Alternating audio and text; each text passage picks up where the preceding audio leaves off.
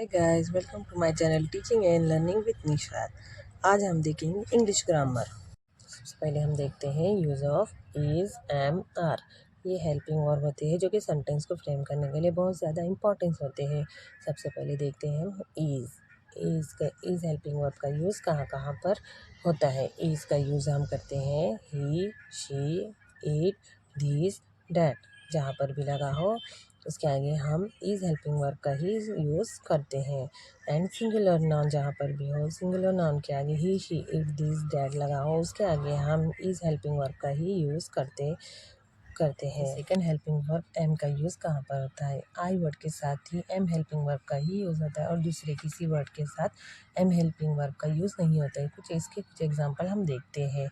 I am a good boy, I am playing, I am very happy today. यहाँ पर I word के साथ ही एम हेल्पिंग वर्ब का यूज़ हुआ है। आर हेल्पिंग वर्ब का यूज़ कहाँ पर होता है। जहाँ पर भी you, we, they, these, those या फिर प्लूरल नाउन लगा हो वहाँ पर उसके आगे हम आर हेल्पिंग वर्ब का ही यूज़ करते हैं। इसके कुछ एग्जांपल हम यहाँ पर देखेंगे।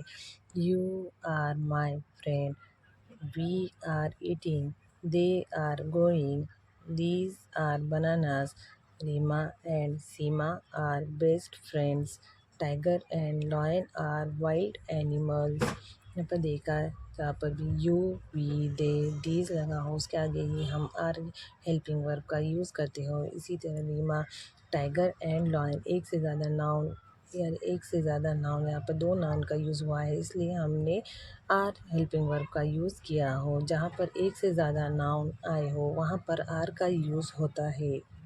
तो चलिए देख लेते हैं वर्कशीट। बच्चों को प्रैक्टिस कराने के लिए बहुत यूज़फुल होती है। Fill in the blanks am, is, are. यहाँ पर हमको एम, इज़, आर में से फील करना है कि यहाँ पर कौन सा हेल्पिंग वर्ब आता है। अनिल प्लेइंग, यहाँ पर हमने देखा अनिल एक नाउन वर्ड है इसलिए हमने अनिल के आगे इज़ हेल्पिंग वर्ब का यूज़ किया है। सेकेंड, द बेल रिंगिंग, यहाँ पर बेल सिंगुलर नाउन यूज़ हुआ है इसलिए हमने the bell is ringing is helping verb का यूज़ किया है। आई अ गर्ल, हमने देखा कि आई वर्ड के आगे ही एम हेल्पिंग वर्ब का यूज़ होता है, दूसरे वर्ड के साथ नहीं होता इसलिए हमने यहाँ पर I am. This an apple, this is an apple. That a tree, that is a tree. These a flower, these are flowers. एक से ज़्यादा नाउन यूज़ हुआ है इसलिए हमने I am. Sad, we jumping, we are jumping. They are going. अभी हमने ऐसी वर्कशीट आप अपने बच्चों को भी घर में बनाकर दे सकते हो प्रैक्टिस कराने के लिए। ये थी आज की वीडियो। आई होप ये आज की वीडियो आपको हेल्पफुल रही होंगी।